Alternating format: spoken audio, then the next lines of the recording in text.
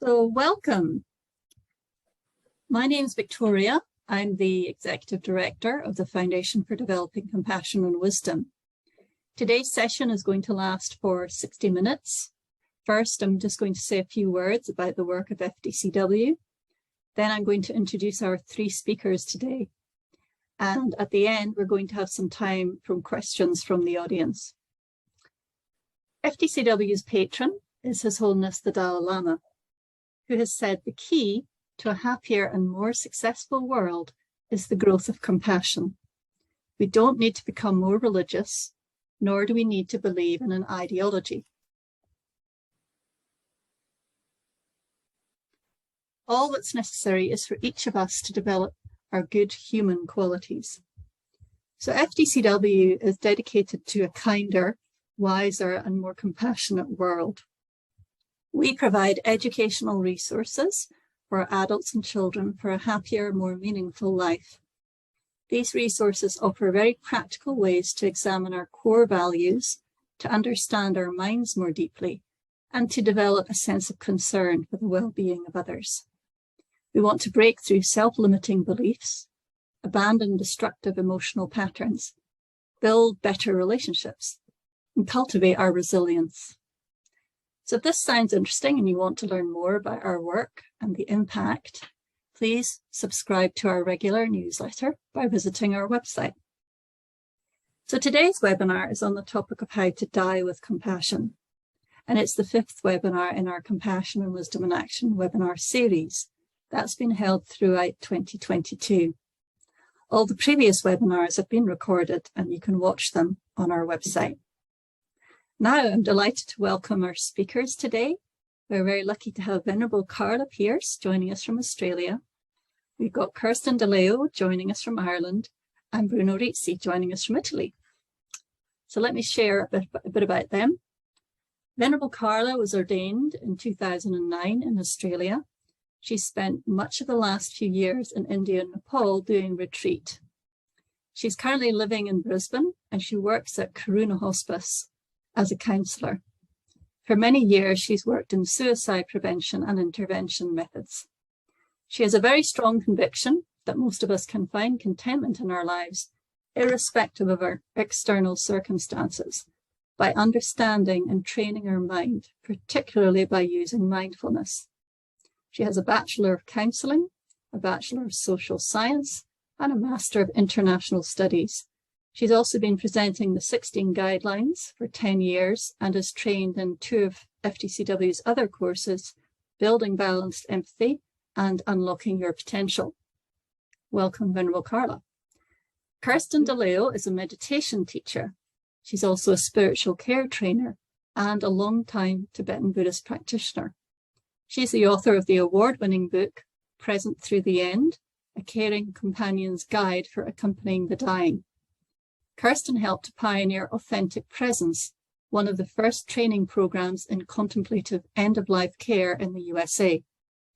She currently supports the work of the spiritual care centres in Germany and also in Ireland. These have both been inspired by the Tibetan Book of Living and Dying. Kirsten lives with her family near Dzogchen Vera Buddhist Meditation Centre in Ireland. You can find out more about Kirsten on her website, kirstendeleo.com. Bruno Rizzi lives in Munich in Germany and he's a trained palliative care nurse at a hospice there. He's offered training to staff and volunteers at the hospice in the 16 Guidelines programme. He has extensive background in meditation and end-of-life awareness. Bruno is also an accredited facilitator of the 16 Guidelines Level 1 and Level 2 programmes. He also leads courses and group retreats on wisdom and impermanence and death. These have been inspired by universal education methodologies and tools. So welcome to you all. Thank you so much for joining us today. Let's just dive in. So as I was saying earlier before we went online, when I started thinking about this webinar and thinking about questions I wanted to ask you all, I immediately came up against an emotional and mental block because I didn't really want to think about my death and I didn't want to think about the death of people close to me that I love. So it got me realizing, why is it we avoid talking about death? why is it so uncomfortable for us? So maybe I can ask you, Venerable Carla, why do you think that's such a difficult area for us? Well, I think from my perspective, it's only difficult because we don't think about it. You know, it's like anything. While we're not familiar, you know, things are hard. So I think if we can encourage ourselves and encourage others to reflect on death, then we won't be so anxious and afraid about it. But I think part of the reason why we have this anxiety is because we do also live in an age that is very longevity focused. You know, we're very much in the West, at least, very much motivated by the idea of, you know, a very long, healthy life. And so I think the sense of anything other than that is just something that we don't consider because we're not encouraged at all to consider it, and that's on, you know, many levels of society. So I think I think medicine, you know, the fact that medicine is so, access to medicine is so easy now, and many things are curable that weren't curable once upon a time. And I think all of these things contribute to us pushing the idea of death further and further away. So it's really interesting. I was going to bring in Kirsten now. Do you think there is a taboo around death, or do you feel there's more willingness in society and amongst individuals to speak about death now, or do you think it's still one of these areas is a no-go zone?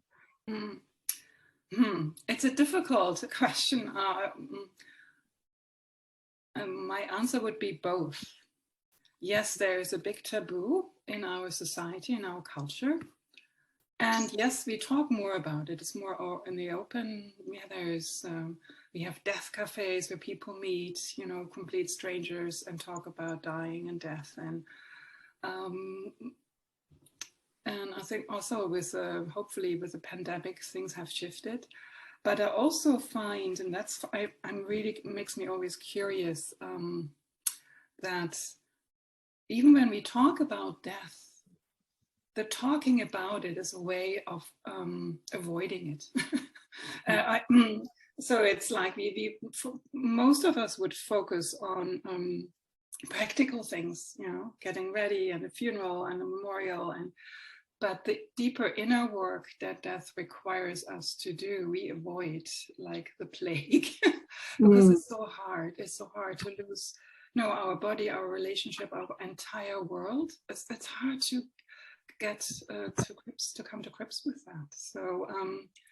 So it's a balance between the awareness of death and then really truly being aware of what does it really mean for me as a person, and to move away to see it as an integral threat, or as the fear of death is often fueled by, because we don't know, and as Carla, as you said, we are not familiar with death. We don't see it. It's not visible, you know, it's cloaked, it's kind of shrouded in secrecy. We don't see the corpse in our Western society, for example, you know, when everything is kind of medicalized. So there's that. Death is actually not visible. So the task is really to make it more visible, but in a way that's not frightening, that we actually look at the reality. What does it mean, dying, and dying with compassion? Yeah, I watched a video recently with His Holiness speaking about death, and he said it's actually a really natural thing. And he said, you know, it's not such a big deal, it's natural. We're thinking, I don't think a lot of people think of it as natural. They almost think like it's an unnatural thing. I'm going to go on forever. So, Bruno, do you think people have difficulty around facing their own death or talking about it even? Yes, of course, definitely. Yes, I think also to come back to the point that Kirsten was saying, I think in our culture, death is very much seen like to fall in like in a black hole, you know, and no one who like to fall in such a black hole. So because we don't have enough, maybe even information about. So in our culture, I think maybe in the last 30 years, I think something is changing. 30, 40 years, there is a lot of also good literature and good experiences that shows a little bit what could be this beyond this curtain, what it might mean. But basically, commonly, definitely there is a big avoidance to confront with that. You need courage to look at that, and maybe our society is not especially courageous in this sense. I think, and also you were talking, Kirsten, about the deep inner work, and that by talking about death, we could actually be avoiding doing that deep inner work. So I was going to ask you about, what do you feel is the best way to start preparing for your own death, and even for your own aging, you know, getting older and not being able to do the things that you want to be able to do?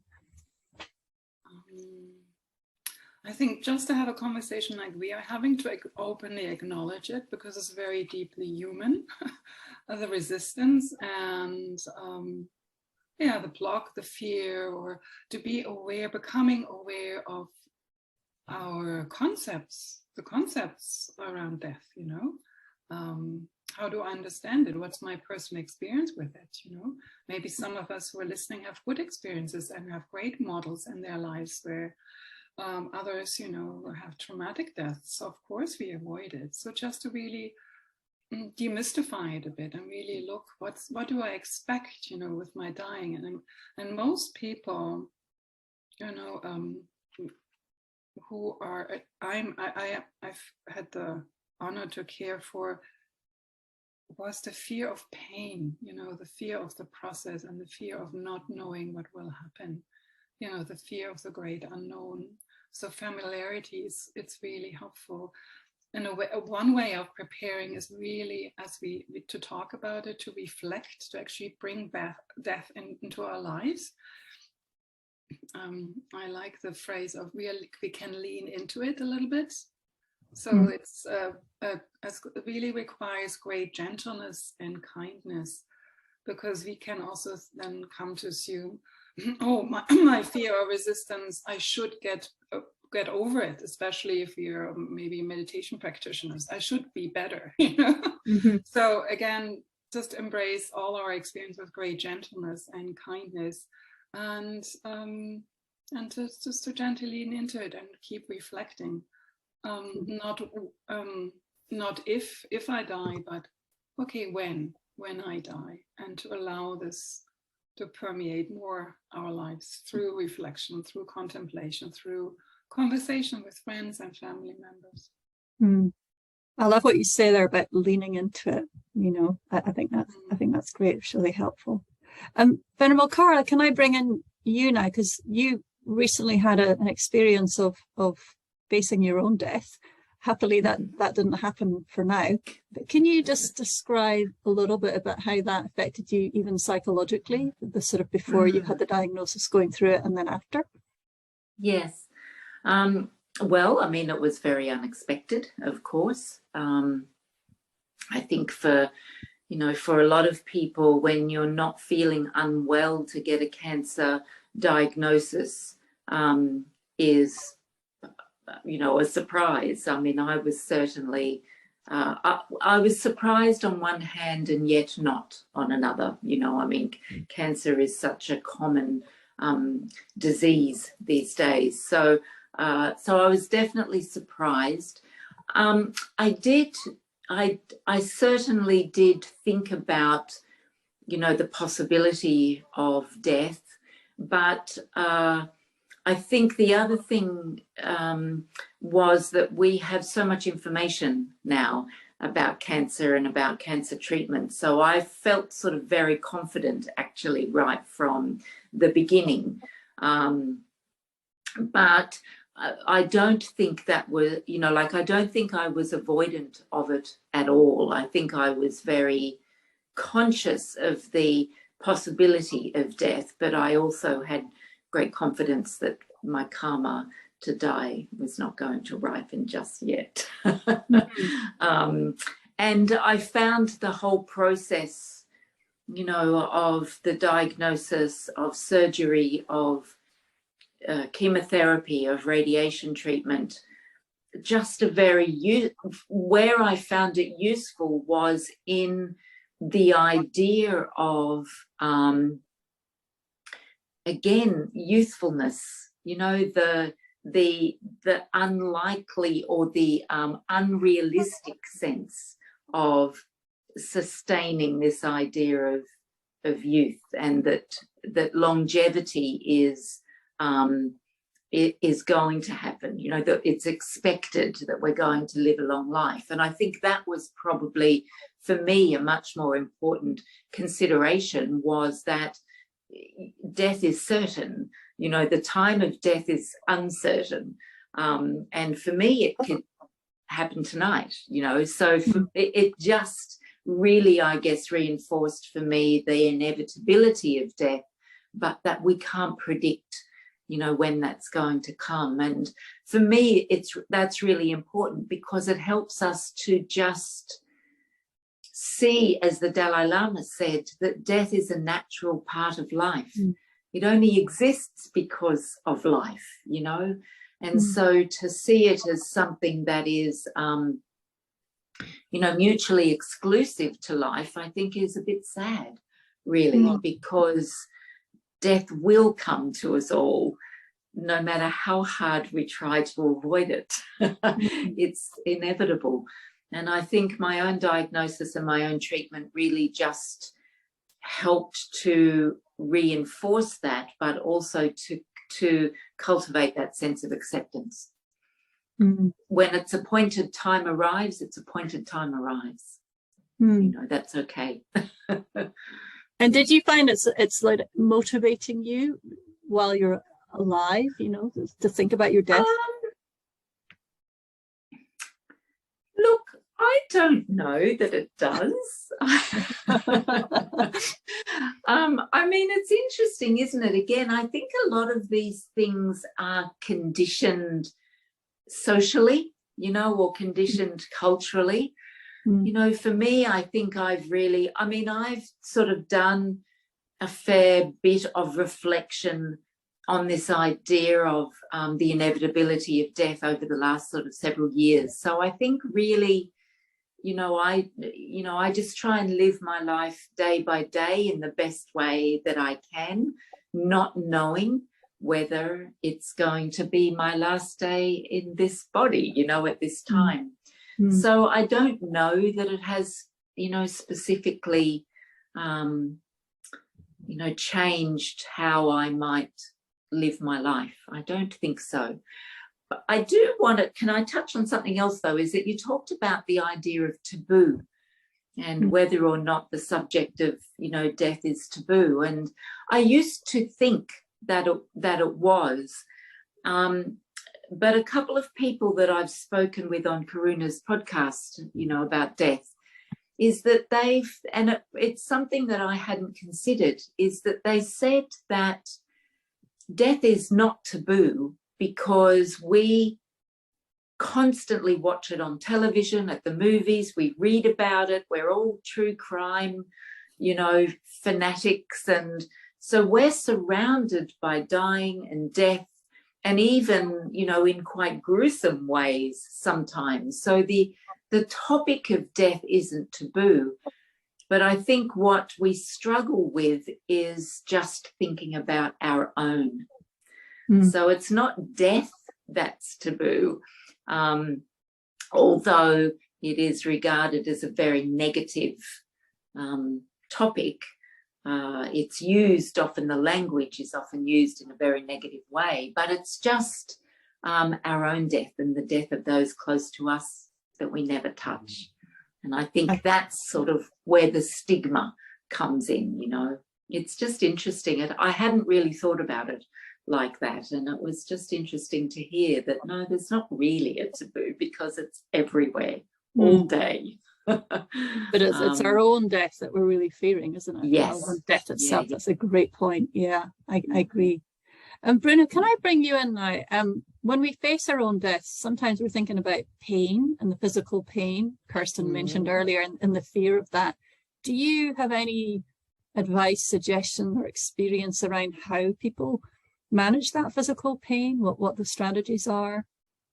Yes. So about pain, so my understanding and my feeling is that we should learn to deal, to recognize, to start with small level of pains, small level of physical pain, mental pain, and to learn to deal with them, and to be able to approach them without necessarily immediately wanting to close to this experience. So this is a very typical, basic approach in the mindfulness meditation. So we learn to allow pain, small level of pains to be experienced, and to see how we can deal with them. And then one can see that this is possible. One can change the experience of that, and then the pain itself, both mental and physical,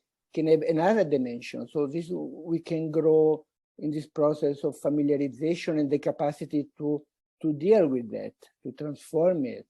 And this, I think, this allows us then, when stronger level, more intense level of pain will meet us, to have some confidence and some tools, more than that, some tools to deal with them. And these are all very, very, I think this is very something that we shouldn't wait too long for it. We should be trained before that, before the big pains and big fears come.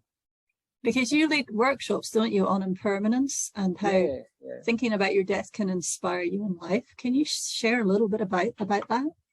Yes, I think my feeling, my understanding that, it came already about during this minute. So I try not to see life and death so like this big difference. There was one meditation teacher, so nice, said death was part of the deal that we accepted when we were born. So it is really, it is interesting to look at death not like this big black hole, like something separate from life, but to start to integrate as an aspect of life. And then when we start to look at that, little bit with more openness, little bit more relaxed, like to lean, like Kirsten was very beautiful. Then other aspects come out. So then we can see that even like impermanence, a small level of death, so a short level of death, accompany us in every time. So all the life. So we can start to familiarize also with that. And most, I think, what really I'm thankful about for contemplating death, impermanence, that can bring us more focus. What really is in our life is important. So our priorities can suddenly change. So, and then we can start to focus exactly what is it for. Knowing that I can die, that for sure I will die, that's for sure. But not only that I might die in few years, in 1 year, in 1 month. Then with this awareness, then what is important for me? What are my priorities?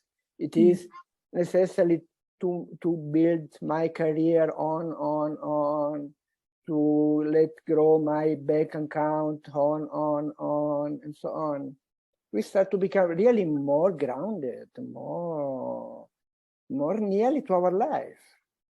Yeah, more realistic. I love what you say about death being an aspect of life. I think that's great. And I love that you brought in impermanence as well. And brings really, exactly, it opens a little bit this aspect of basic understanding, really grounding the understanding, and then can develop in aspects of wisdom. This is how death can let our wisdom, our potential wisdom grow. And this is something to be thankful to that. Kirsten, can you expand on that? Any other ways we can prepare by grounding, as Bruno is suggesting, and thinking about impermanence? Impermanence is, and thank you for bringing that up, Bruno. It's such a beautiful training ground.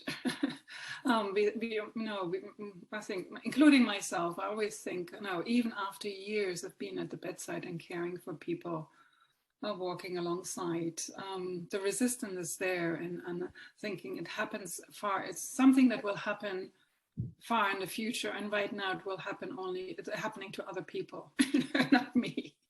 And just to see, no, it's actually, death is not far in the future, it's happening right now. So how do I deal with sudden changes, for example?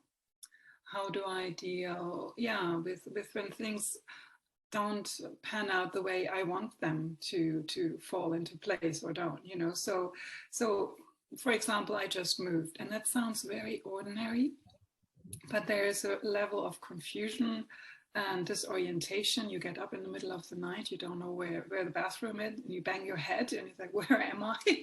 And it's a bit like that, when we're entering the dying process, and then the moment of death, it's this complete new orientation, and we need to prepare for it, but at the same time also, wow, to be with the experience. And so impermanence, we can really look at, how do I close down when change happens, or how can I let go? Because so much around preparing is also letting go, isn't it? Surrendering. And I find it really helpful in the teachings, or the Buddhist teachings. We are talking a lot about relaxation, which is not the couch potato type. It's the deep relaxation of surrendering and going with the process. And because it's hard work to get it out of our body. It's not easy, and pain is to be expected. And so it's... and there is good pain management, and not to be afraid, because the fear is also not to get stuck there. So there is pain symptom management in hospice and palliative care.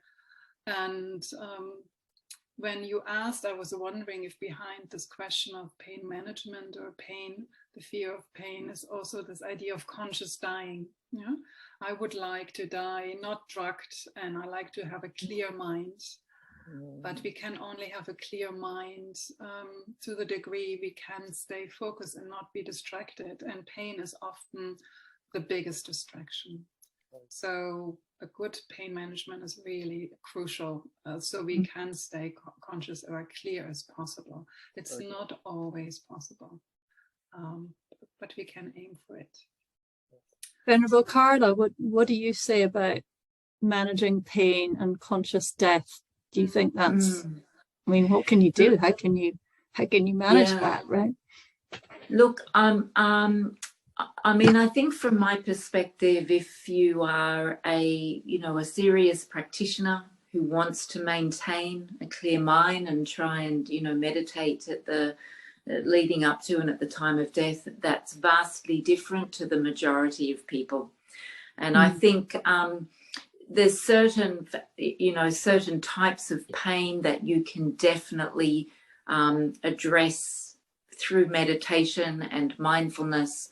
But there's some pain that you just can't, or other, things like terminal restlessness, where that agitation sort of arises for people, and they can't, because they actually have no control over that. And I think they're the sorts of situations where, for me, the most important thing is for people to have a sense of peacefulness and relaxation.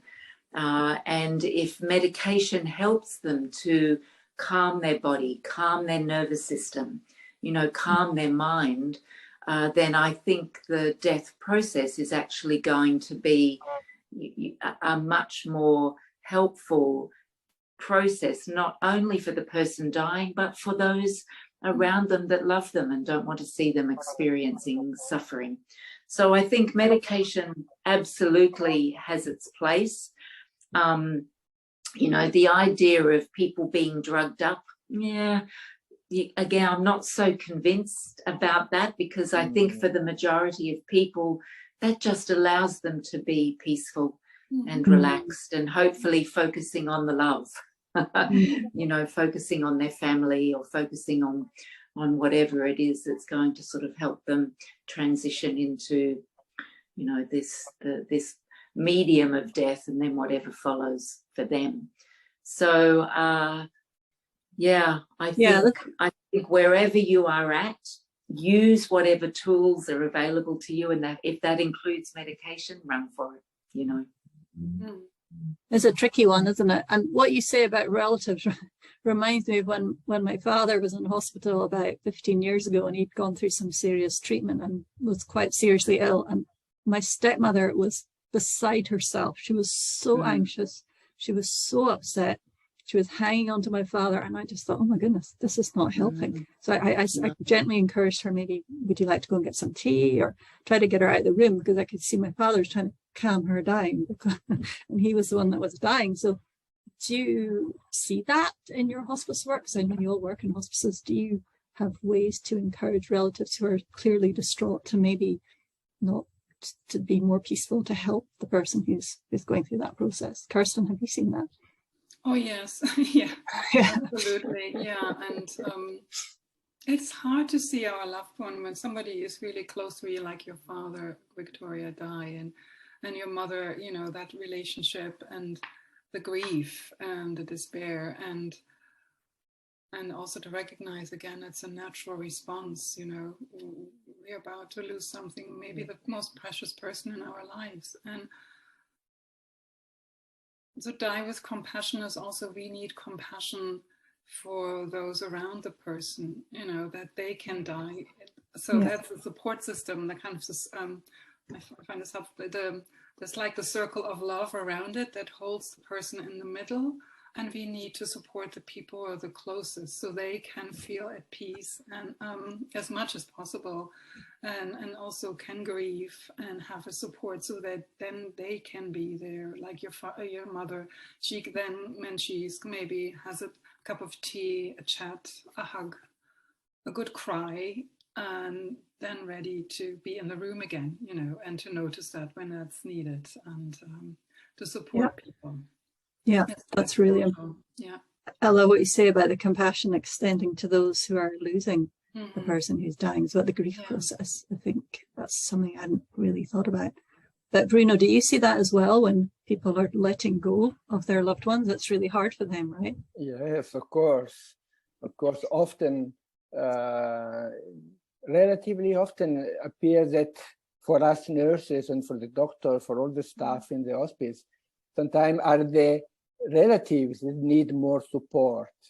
It can be that the dying person somehow found their own way, they are peacefully, they accepted, they are okay. Who is not okay sometimes are the relatives, and they need attention, they need exactly to speak with them, and it's very, very interesting to see there are people sometimes in old age, and they never seen a person dying. So for them could be the first time assisting maybe the mother or the brother or the husband dying. And for them, you can feel how for them is the whole system is shaking again. And this is also shows how little people in their life paid attention to this.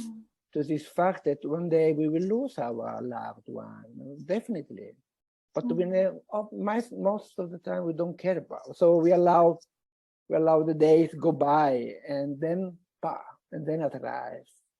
And then on the other one also, it showed me something that is also very touching. It shows also on the other side how much we human beings are interconnected, how much relatives, so people that have strong relation, how it becomes so bringing them so together that the living of one is pulling part also the other one away. So it shows the way we are interconnected. And this is also, yes, again, one can, the base of compassion, it is really physically, it has a physical base.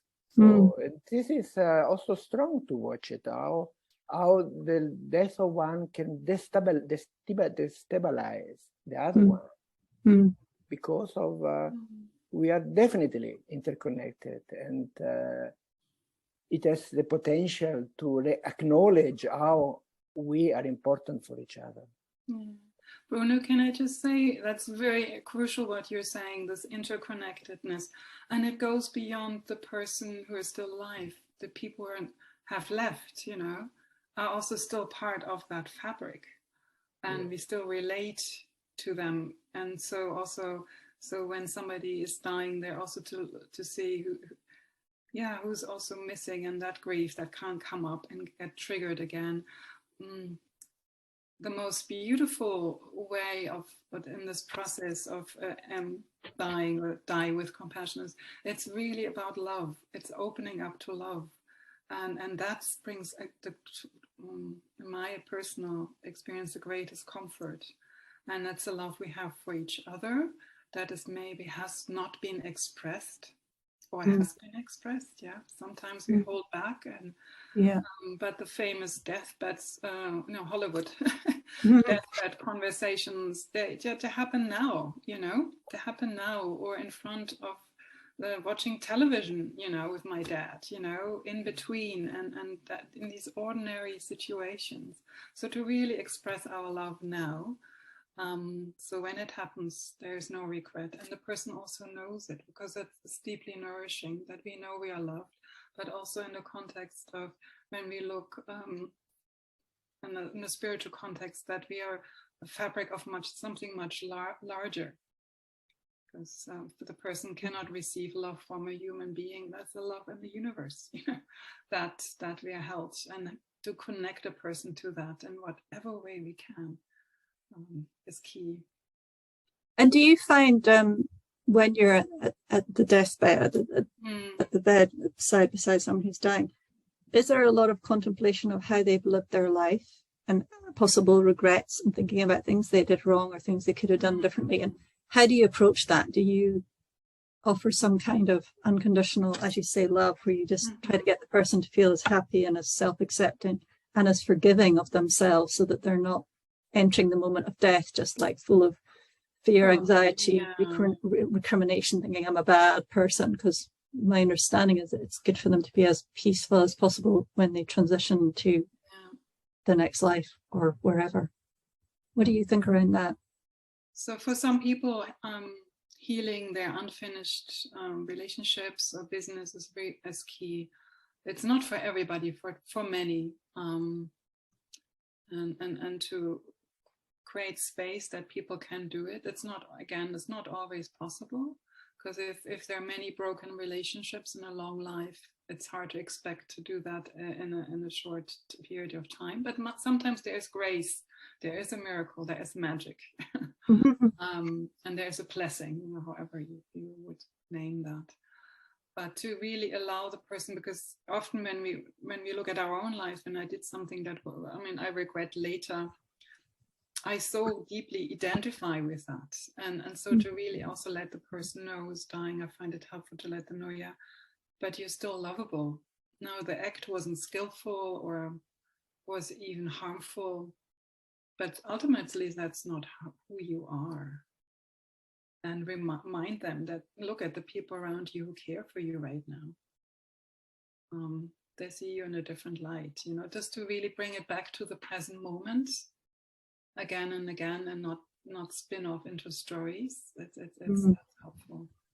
And I guess also there's preparation to do even before your death, because if you can start forgiving yourself and behaving more ethically and learning actually to love yourself, then your death is going to be a lot sort of smoother, I would think. Do you think that's a fair comment, Venerable Carla, or not?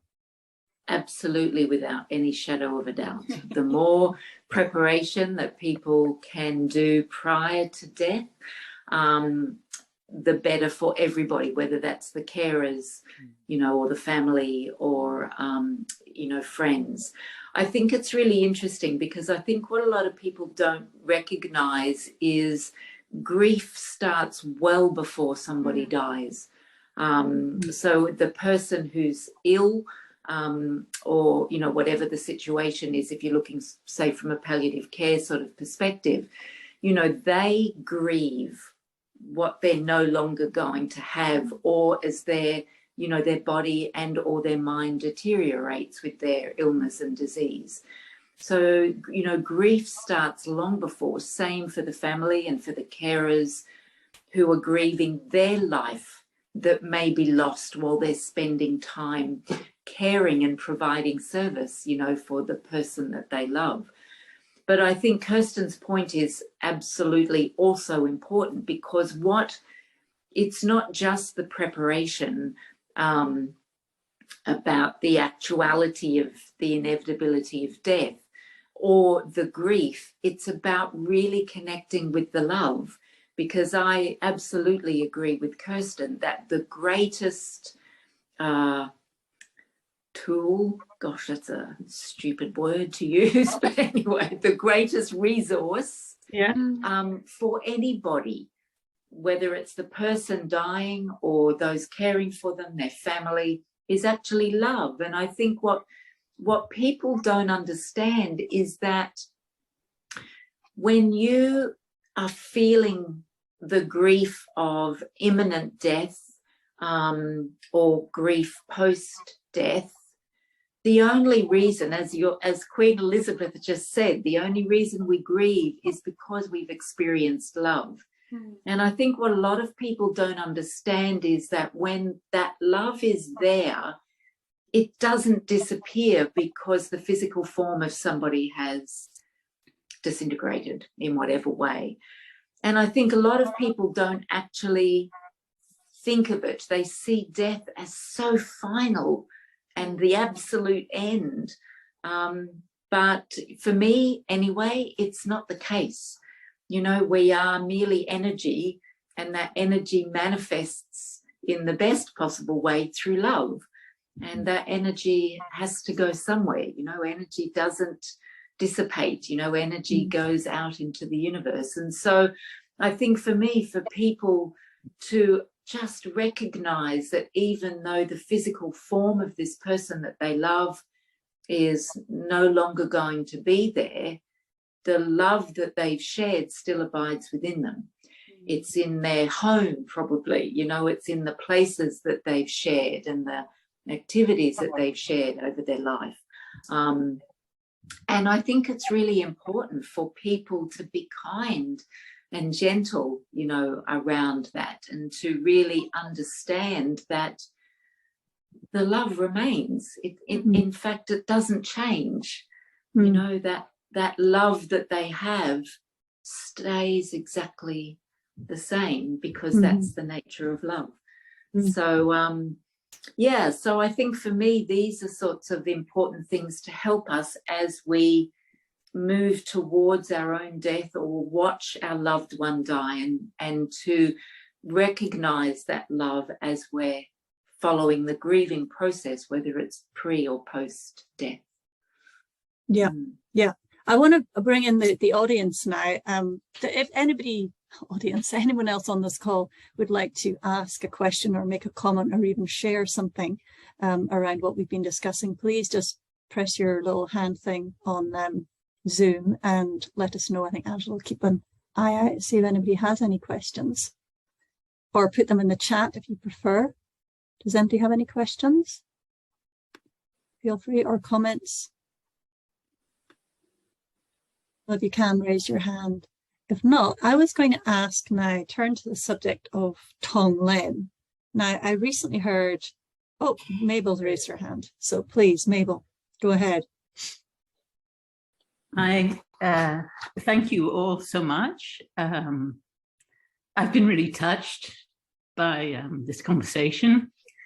And particularly something you said, Kirsten, about surrender.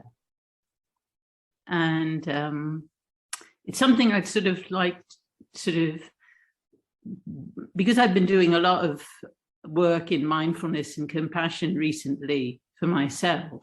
It's something that keeps recurring, accepting, allowing, and this word surrender, I don't know, it's really, I don't know, gone like right to my heart. So maybe you could say a little bit more about that.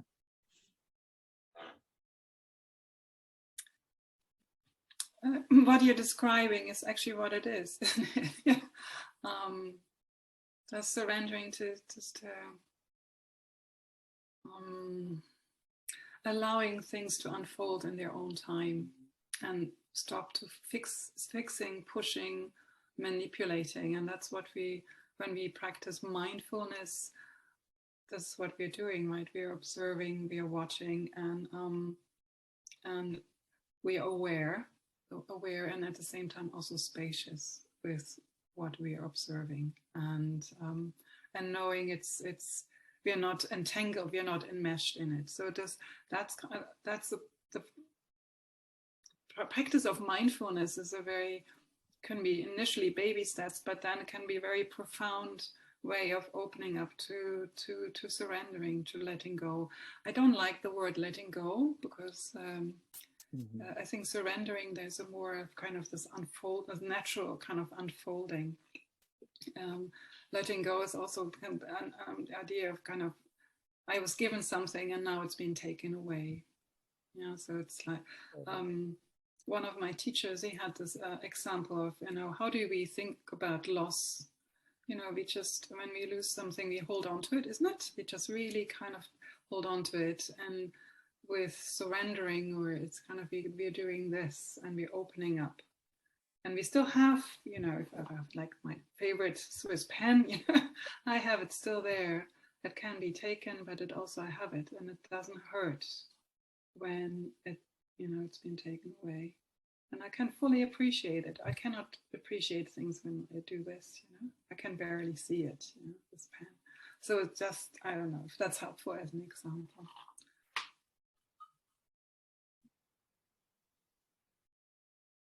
We have another question, I think, from Wendy.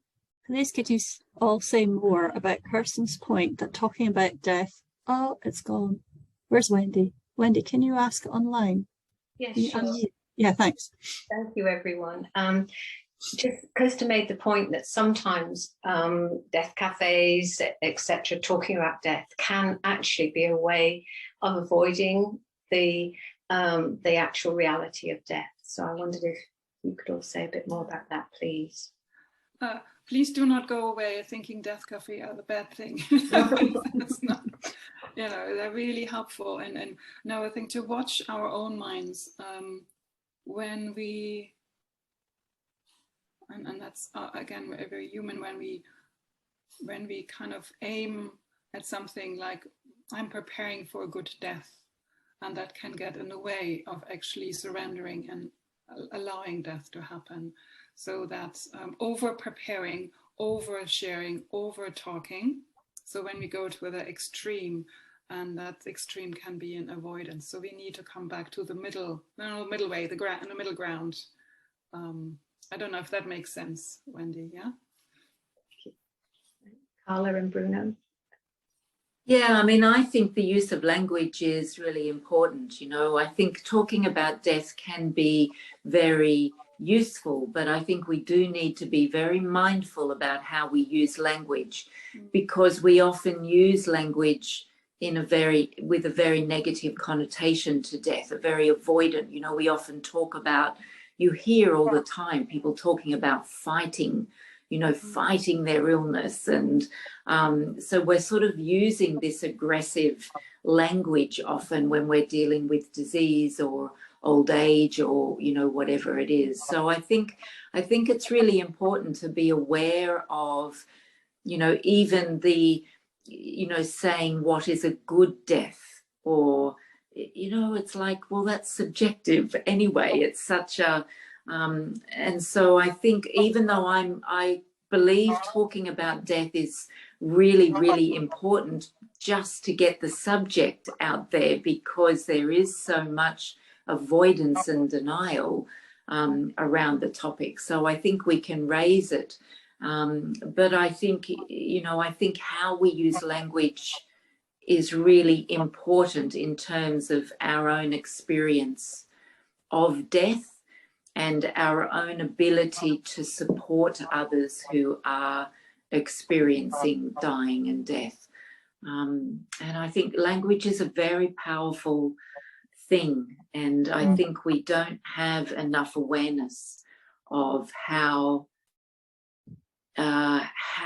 easily we are influenced by the use of language when it comes to dying and death and aging and life and those sorts of things. It's, I mean, another thing, sorry, can I don't want to take up everybody's time, but another thing that has struck me is, you often hear this language about dying with dignity. And I've thought a lot about this over the last little while. And particularly for people who, maybe palliative as an example, and their independence is being diminished or stripped away from them. They're having to be taken care of by others. And this sense of what is dying with dignity.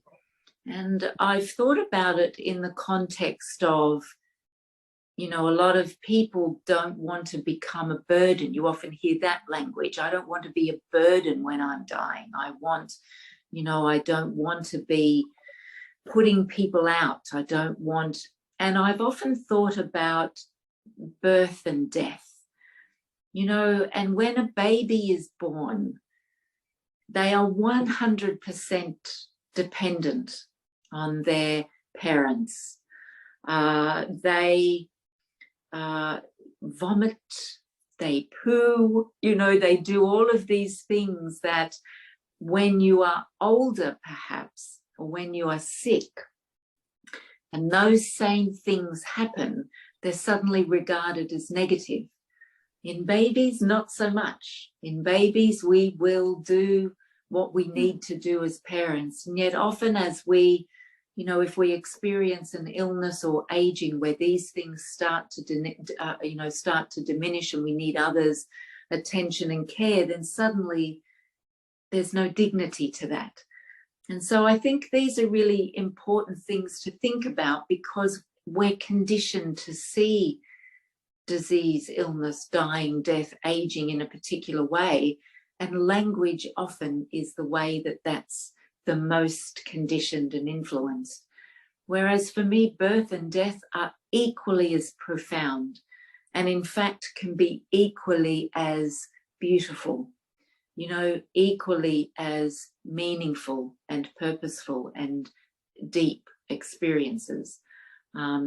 So I think we have to be really conscious of how we ourselves engage with talking about, dying and death.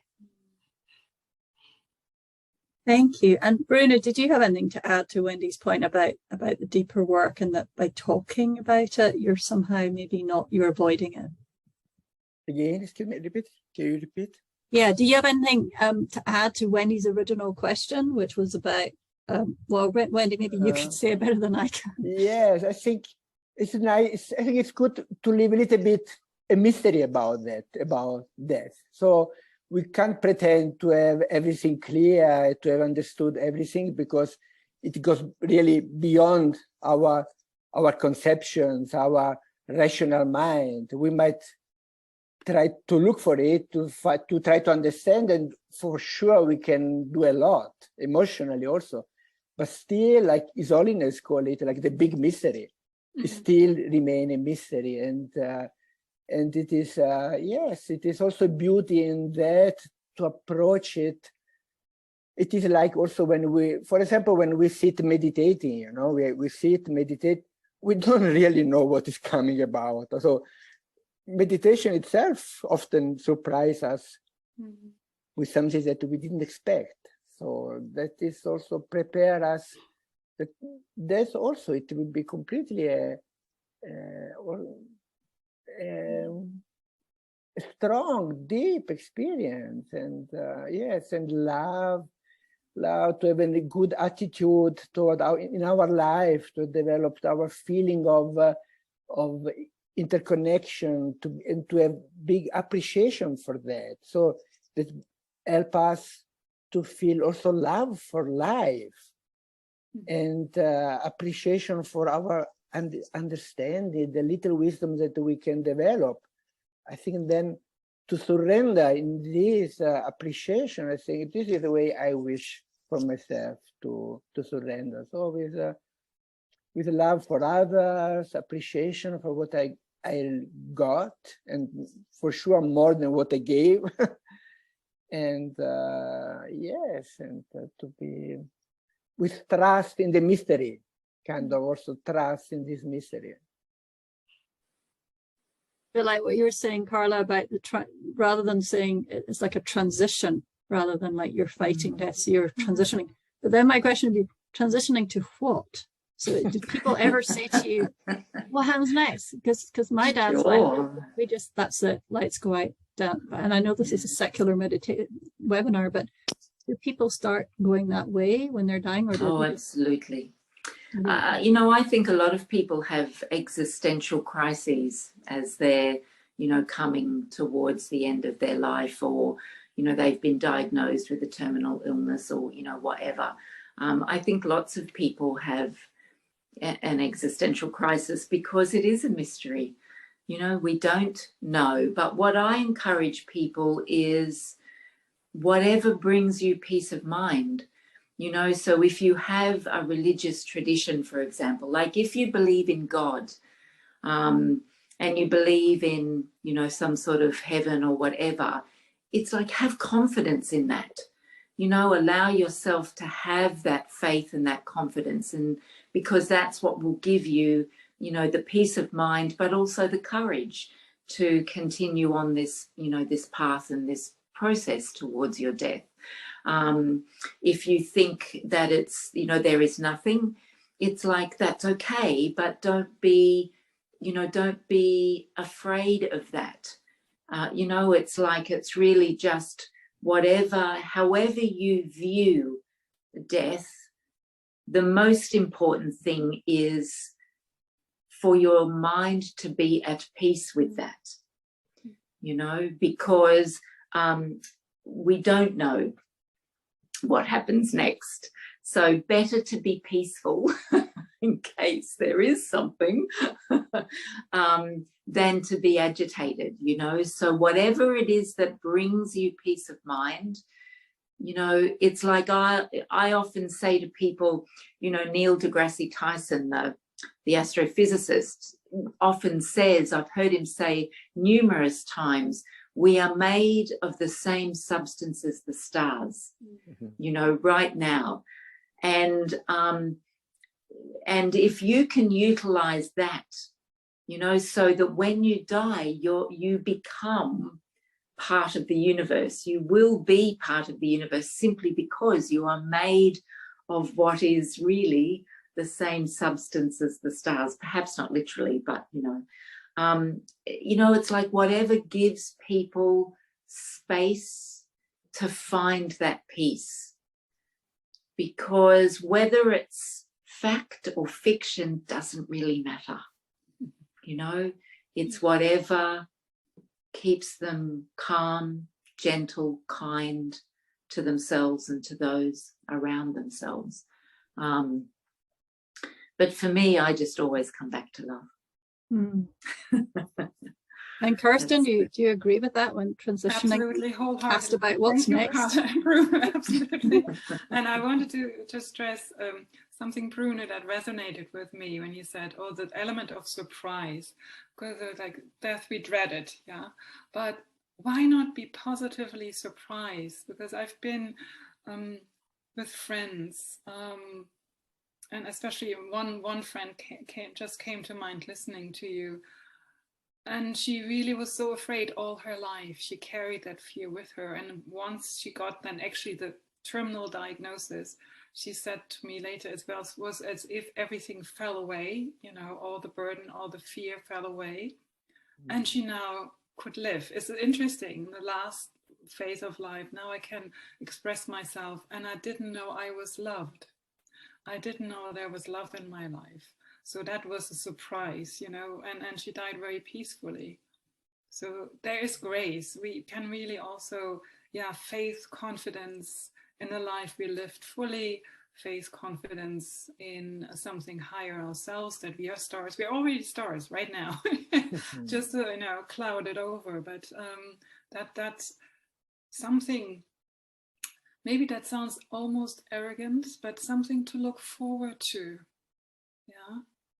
If we can, I've been with people kind of, yes, because there's kind of a union with something, a Christian with God, or there is that we kind of really nurture that and support people in that.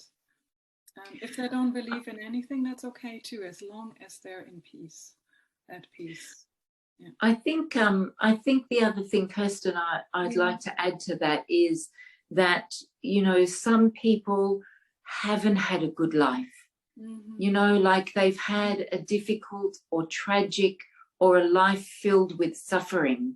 But I think one of the real beauties of coming towards the end of life is that you can, in fact, just let all of that go. It doesn't matter the life you led, you know, because that can't be changed. But what you can do is be in this present moment and live this present moment irrespective of the past.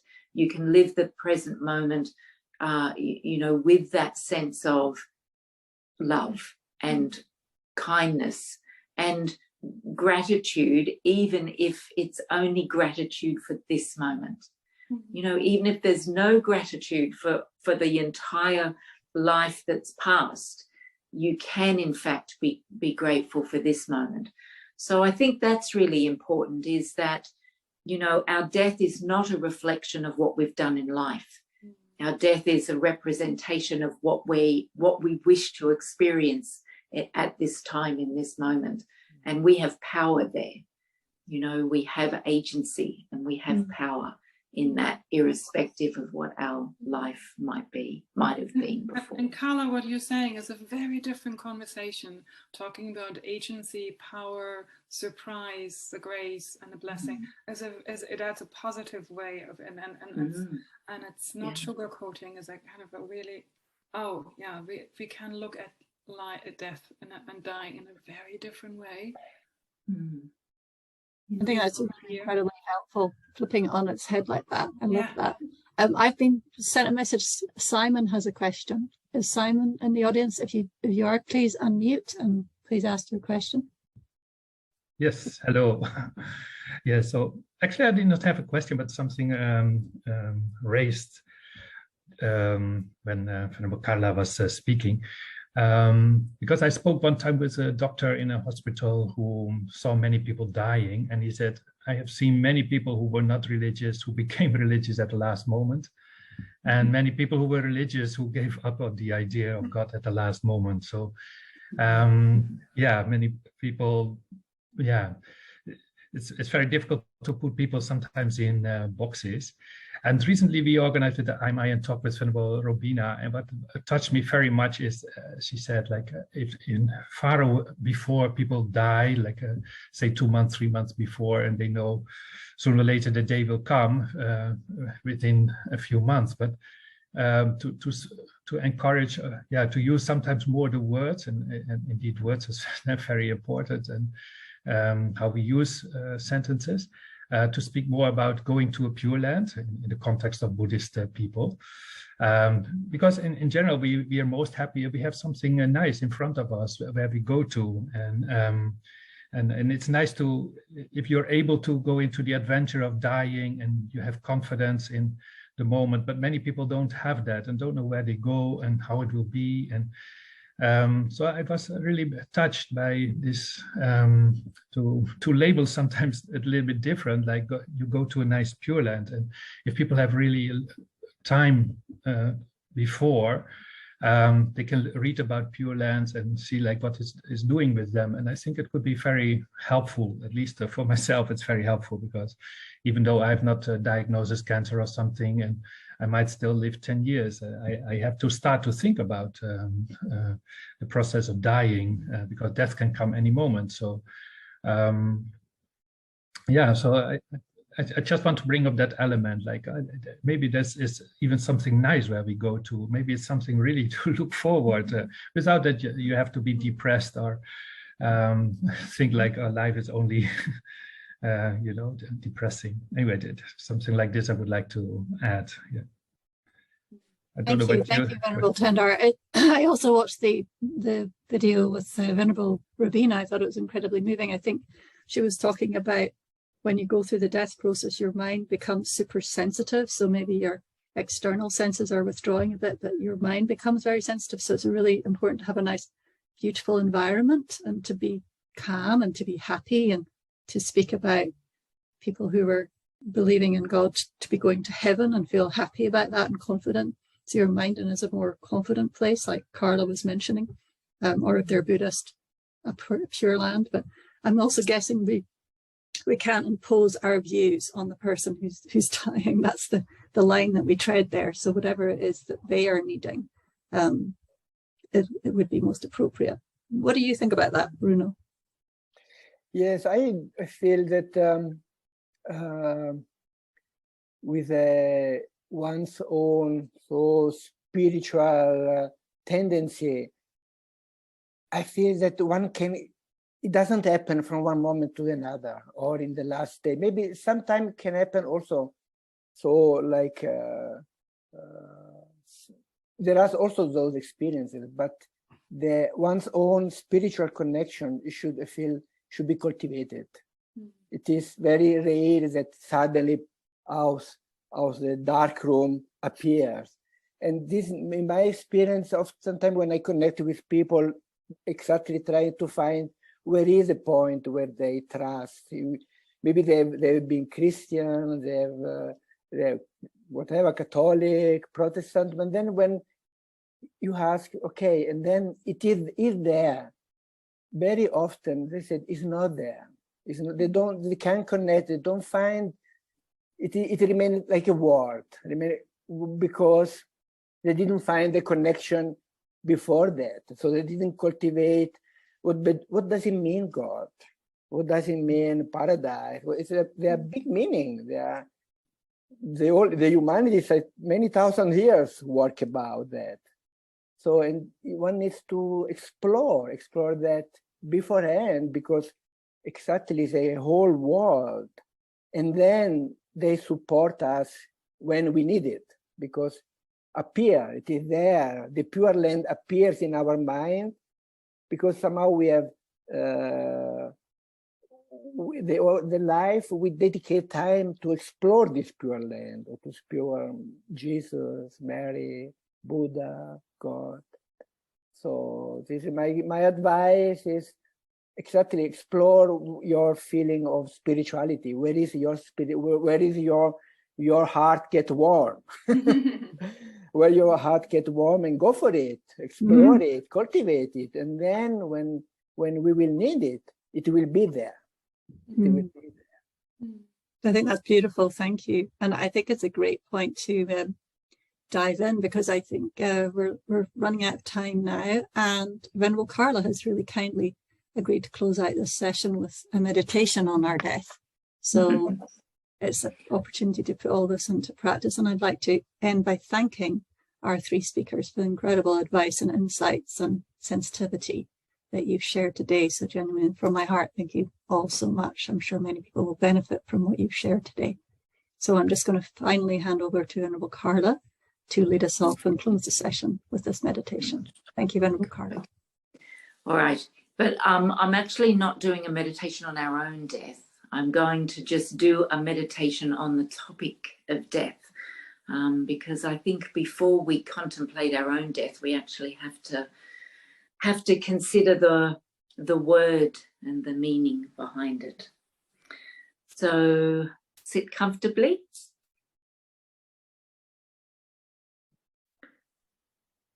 And just for a few moments, bring your awareness to your breathing.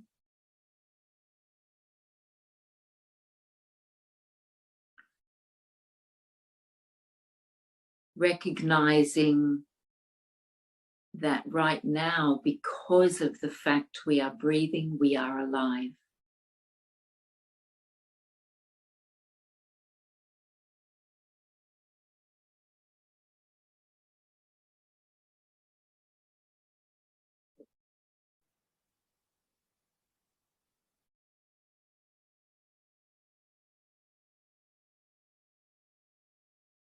Contemplating how amazing our breath is,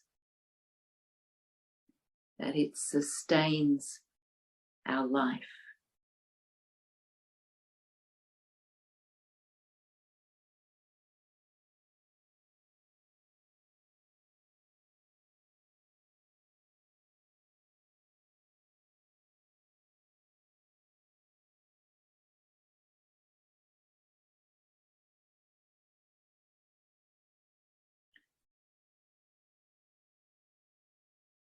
But because we have this experience of the breath moving in and out, it necessarily means that at some point that breath will cease.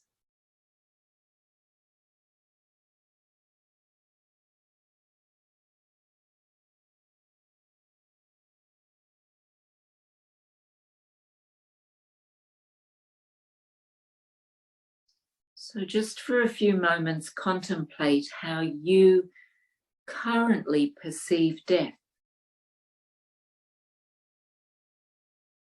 Do you see it as a natural and normal part of life? Or something to be feared and avoided?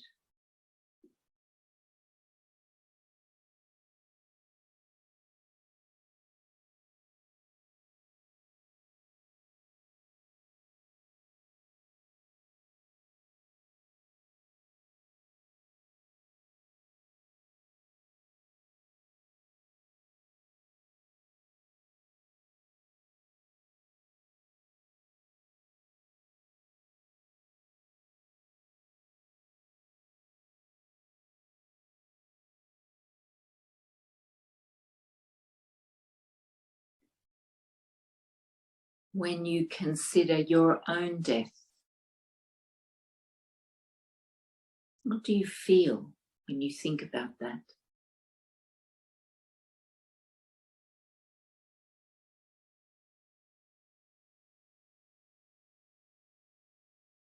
Do you feel a sense of acceptance? Or perhaps you feel anxiety?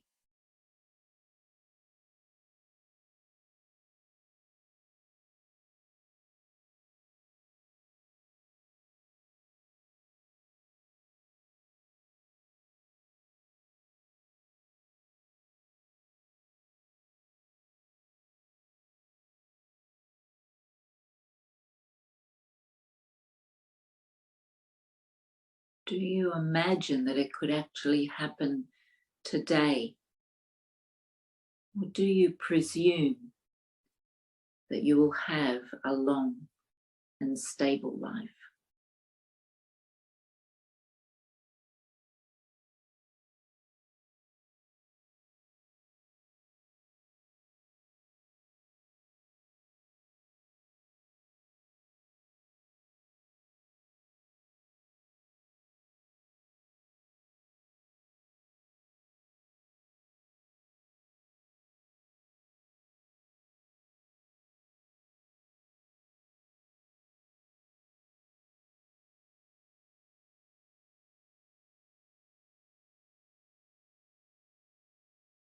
And just think about, what are you doing to prepare for death, whether your own or others?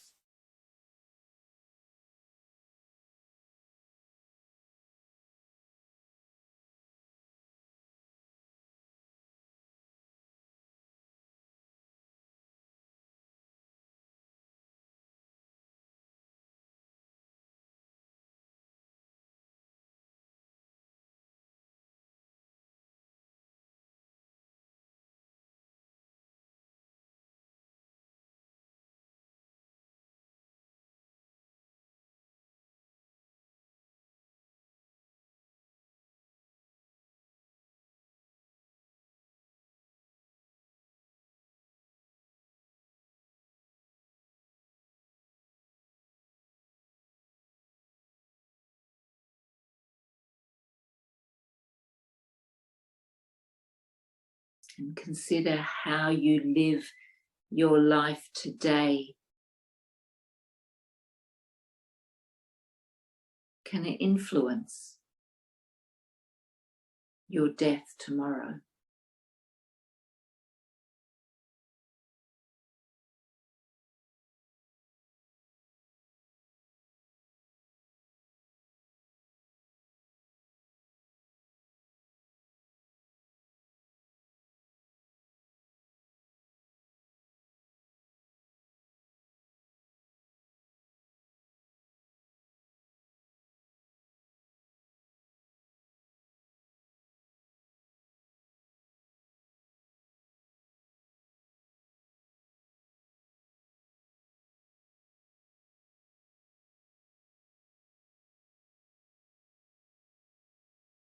Living with compassion and dying with compassion are mutually inclusive.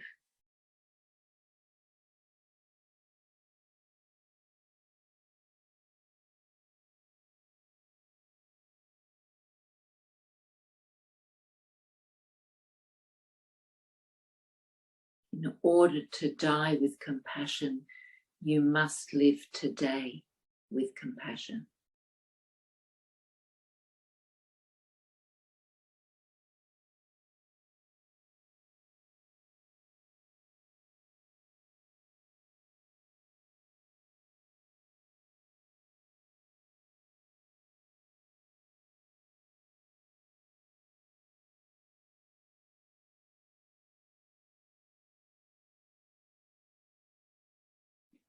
Holding the experience of life and death lightly.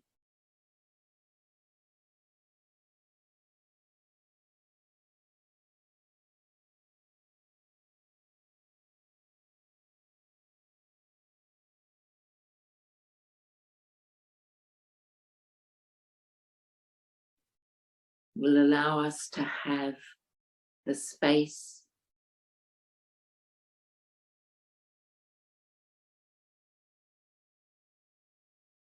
and the courage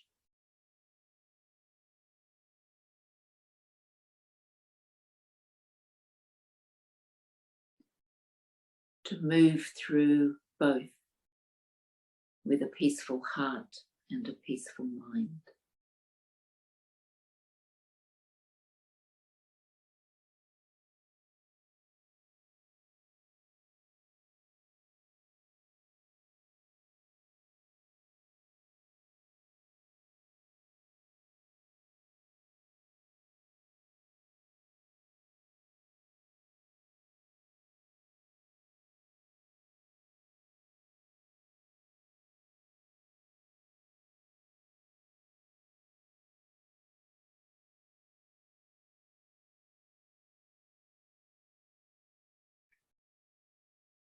So return your attention to your breathing.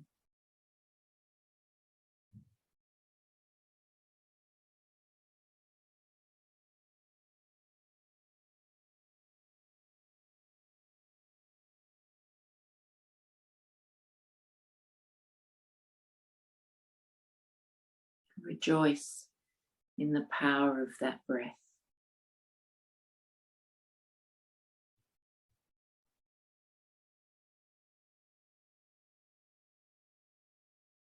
But in the recognition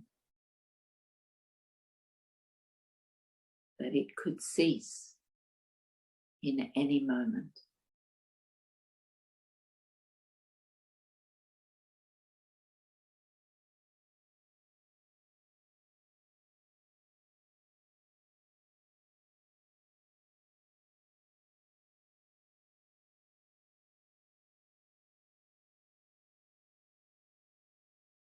And when you're ready, you can relax.